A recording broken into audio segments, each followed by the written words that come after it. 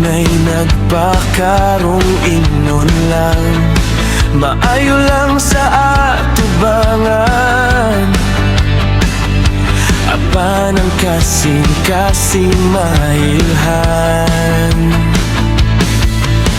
Adunay uban mo tabang, kung ikaw anaa sa maayong kahimtang. Ilabi na ug duna, kay ikahatag nga kapuslanan.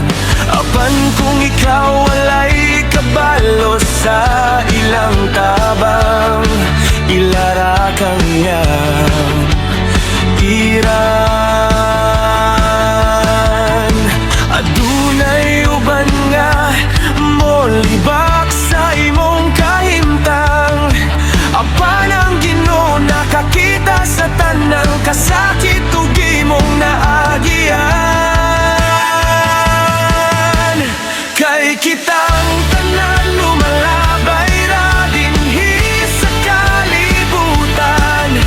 Usara nga atong padulngan, walay kaduhang dalan. Ayaw pili ang tawo nga imong tabangan. Kay ang Ginoo walay gipili, tanan niyang gihigugma ug giampingan.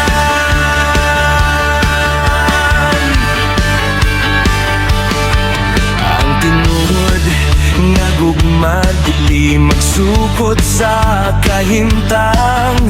Dili magtan-aw sa kwarta, dungog o kahayag sa kalibutan. Kung unsa ang imong buhat diri sa kalibutan, mauusab imong matawat sa Ginoo nga atong labang gamhanan. Kung ang kasing-kasing puno sa gugma o kaloy nga tingud, anay ang kalibutan makakita sa kahayag ni Kristo nga nagapadayag. Kay kitang tanan lumalabay ra dinhi sa kalibutan.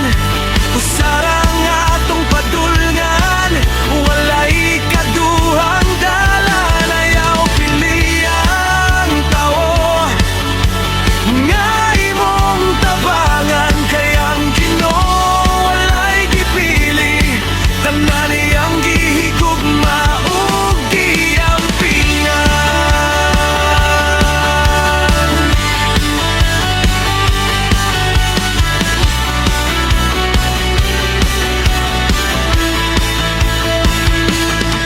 Ginoo, tuloy kami sa gugma nga tinud-anay, mag-alagad kami kanimo kanunay.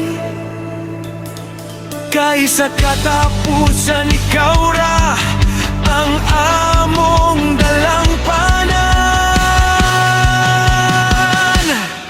Ikaw ra ang among kalinaw o kaluwas.